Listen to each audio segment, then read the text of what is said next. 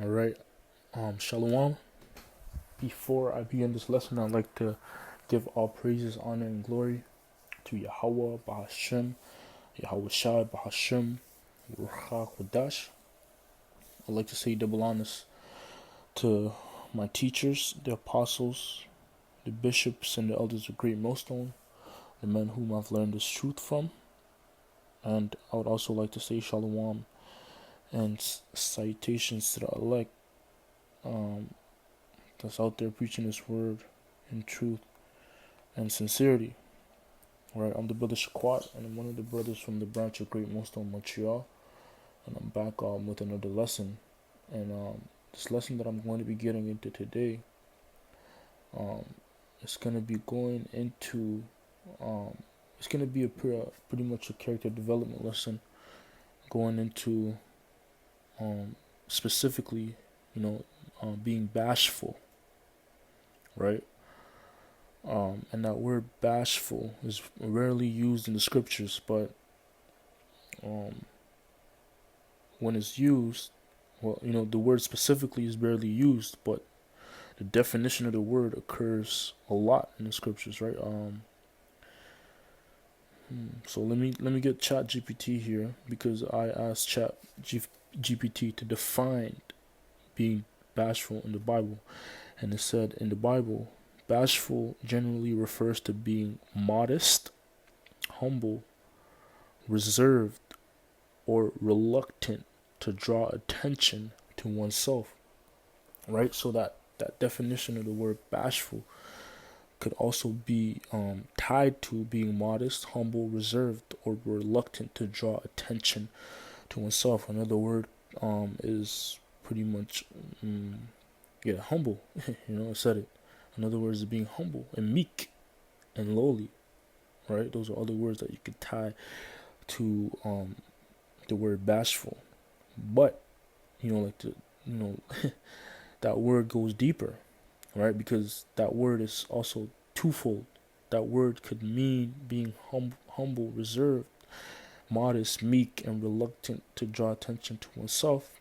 But the other side to that word could, be the negative sense of that word, which is being shy, fearful, timid, right? And you know, matter of fact, let me get a precept before I keep going. So this is Sirach 33 and verse 14. It says, you know what?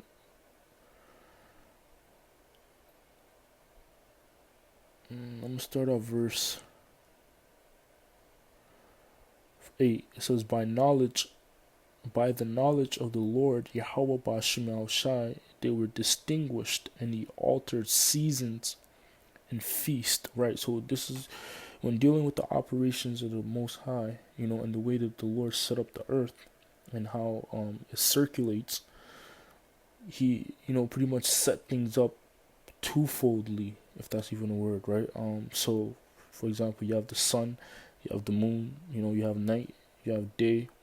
The Lord set things up in twos, right? And that's the point I wanted to get in the scripture, right? And even dealing with high holy days, you have days of where there's mourning and sadness, but then you also have days where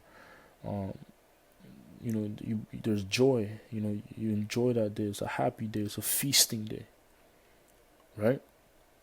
Verse 9, it says, and that even trickles down all the way to the human body. You have two sides of your brain, the left and right. You have a left and right arm, left and right ear. Things. The Lord pretty much did things to balance out each other, right? And that could even trickle down to the definition of words, like the example I brought out with the word bashful, right? Bashful could be used in two ways, and like the scriptures speak about, the Lord deals with the just balance. So when dealing with the balance, you don't want the scale to tip too far to the left or too far to the right, right? And in the case of the word bashfulness, you don't want to lean too far to the left and too far to the right in the positive sense of the word or in the negative sense of the word. You don't want to tip too far to either side. You want to have a just balance, to where the skill balances out, to where you're not too timid, but you're courageous. You're courageous, but not too courageous. Just the right balance, the right amount. And that's for you to figure out through trial and error, man. Through the experience. Through experience, you find a way to balance that skill out for yourself. And that could be, you could find that in moments in your day-to-day life, man. How you deal with people, when to be bold and courageous, but when to take the low and act timid and shy. Verse 9, it says, this lesson is really for myself, because I have to figure out how to deal with, or how to balance out that skill myself, and something I was thinking about, so I thought I'd put it on a video, and if it resonates with somebody else, then Lord willing, you're edified as well. All right. So it says, Sirach 33:9, some of them hath he made high days and hollowed them, and some of them hath he made ordinary days. And all men are free, right? So like I just mentioned, right, still Lord made different days, but those days balance out each other. Like you might have a day for mourning, like a day of atonement, where it's just you're afflicting yourself. But then you have feast days, feast of first fruits, where it's a feast, and it's a joyful, you're in a joyful spirit. But they balance out each other, right? A day each, right? Verse 10, and all men are created from the ground, and Adam was created of earth. In much knowledge the Lord had divided them, and made their ways diverse. Some of them hath he blessed and exalted, and some of them hath he sanctified and set near himself, and those will be the Israelites, right? And dealing with the nations on the earth, the Lord made each and every nation diverse, and each nation has their own characteristics and traits and a culture about them, right? And the nation that the Lord has blessed and exalted, and some of them he sanctified and set near himself, that's the Israelites, because the Israelites are really the reflection of the Most High on the earth, man. To pretty much simplify the terms, right? But some of them hath he cursed and brought low and turned out of their places, right? And those will be the Edomites, right? And there you go, just like Jacob and Esau, pretty much two different spirits, but they were twins in the womb, right? But they were both polar opposites, man. They were completely opposite of each other. But them being opposites really balance. So they balance each other out, because one was blessed and exalted, but one was cursed and brought low, right? That's a balance. That's just balance right there. Verse 13, as the potter is in the as the clay is in the potter's hand to fashion it at his pleasure, so man is in the hand of him that made him, to render to them as likeneth him best. Good is set against evil, and life against death. There you go. That's another balance and two sides to things. You have evil and you have life. You have good and evil, life and death. So is the godly against the sinner, and the sinner against the godly. Right? Verse 15.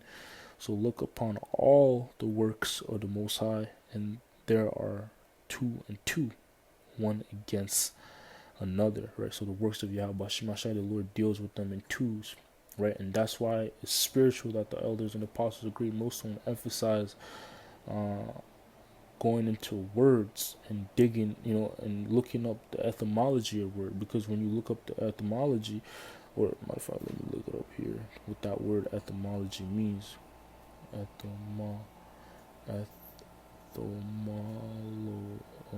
Etymology meaning. Etymology is the study of the origin of words and how their forms and meanings have changed over the course of history, right? Let me get more on that definition. Linguistic form, the history of a linguistic form. Let me look up root words, right? Root word meaning. Root word is the base element of a word that carries its core meaning, right? And when you that word root, when you think of root, is a tree, and a tree has deep roots in the earth, but each root branches out a different way, right? Tree roots, right? And there you go. And it branches out all sorts of ways, man, left and right. There's two sides of them. And that's spiritual too. Two sides to it, and there could be more than one meaning to one word. It could be that a word could be twofold, right? Like the an example that comes to mind right away is the word mark, right? The word mark could mean more than one thing, depending on the context that the word is being used in. Oh, could you mark this down? You're writing something down, marker, and then when you go into the if it's used in another context, right? The definition might be different, like in Revelation 13, right? 15, 16, 17, 18.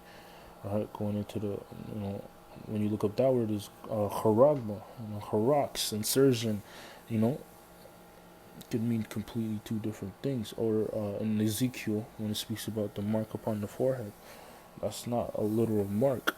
And then you also have the name mark, which is the same word being used, but it means different things, right? And the word that we are looking up today is bashfulness, which has more than one meaning to it. So going back to ChatGPT, it says, while the exact word bashful is not commonly used in many English Bible translations, the idea appears in descriptions of people who exhibit humility and a proper sense of shame or modesty, right? And these are traits that the Lord is well pleased with, because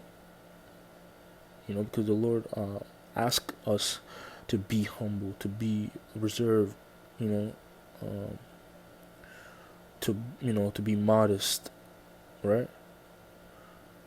But you can't just be that all the time, right? You have to have the ability to be able to discern when I have to, be pretty much hang my head and admit, or when it's time for me to be courageous and bold that the Lord's with me, and just pretty much able to discern when to act a certain way and when to not act a certain way, right? Because you don't always have to be humble and reserved or reluctant to draw attention to yourself. Some situations, you have to be more stern, and you have to draw attention to yourself in certain instances, right? Like for example, if you're a manager at a workplace and you're just you're being humble by not speaking up, when you see a particular thing, or you're too nice, people are gonna they're gonna take advantage of that, man. But you have to draw attention to yourself by saying, yo, listen, I'm the manager, man. You do this, do that, go do that. You have to be bold. And that's drawing attention to yourself, letting people know you can't, don't mess with me. I'm not, I'm not just I'm not somebody you could walk over, right? But that's just a slight example. It says biblically, bashfulness can have both positive and negative aspects, right? Positive sense, modesty and humility before the Most High and others, right? This is the positive sense of being bashful, right? Reluctance to boast or exalt oneself, right? And the Lord says, "What he that exalted himself shall be abased." So it's good to be in that mindset in particular instances, right? Not drawing attention to yourself, and not exalting yourself, and knowing that you're not shit. It says respectful, reserve, and self-control, right? It says, for example, Moses was described as a very meek, in quotation, humble, and he initially hesitated when the Most High called him to lead Israel. Exodus 3-4. Right, so the word bashfulness in a negative sense, it says excessive shyness that prevents a person from obeying the Most High or doing what is right, right? Because an excessive shyness, right? You might, see something that's wrong and off, but you might not speak up on it.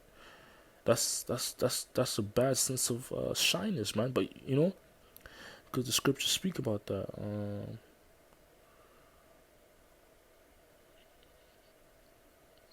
Let me see.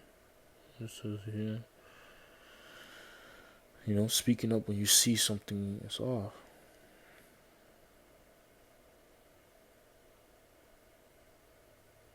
Yep, Sirach 4:23. Refrain not to speak when there's occasion to do good, right? So you shouldn't just be shy and and not say anything, right? When there's a right occasion to do so, right? It says, hide not thy wisdom in her beauty, but also when you see folly. There's another precept that speaks about when you see folly, speak up.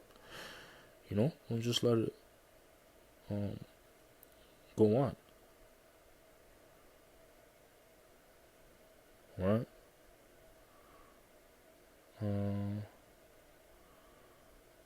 Let me see.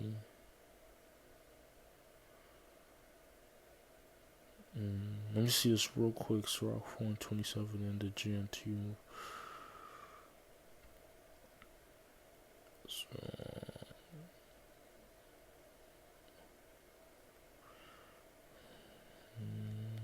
27.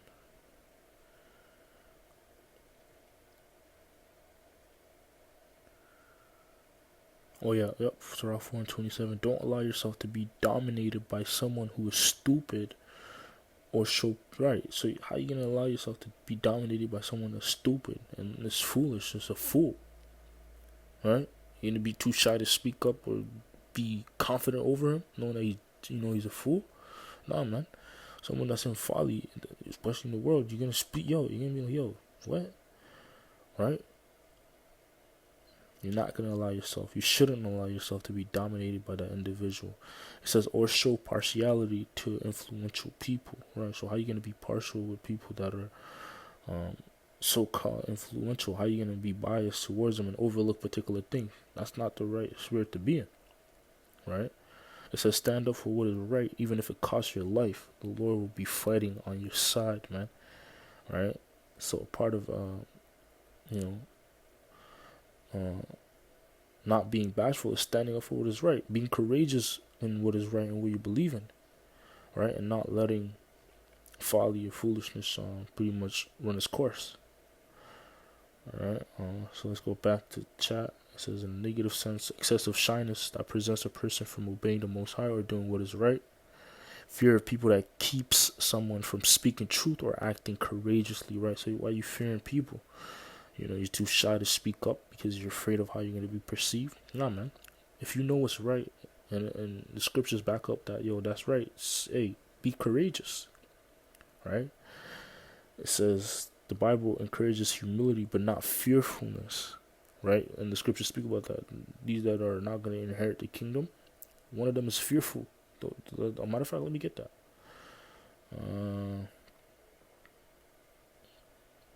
Where we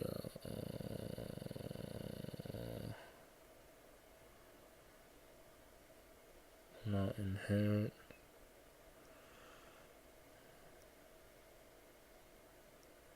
Oh no.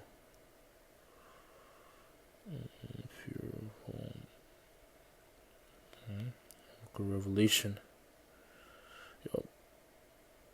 21:8. But the fearful and unbelieving and the abominable and murderers and whoremongers and sorcerers and idolaters and all liars shall have their part in the lake which burneth with fire and brimstone, which is the second death. Right, the fearful, man. So if you have a fearful spirit, meaning you lack confidence in Yahweh Shema Shai. Right? So yeah, man, just a quick lesson, Lord willing. This lesson was edifying to the elect.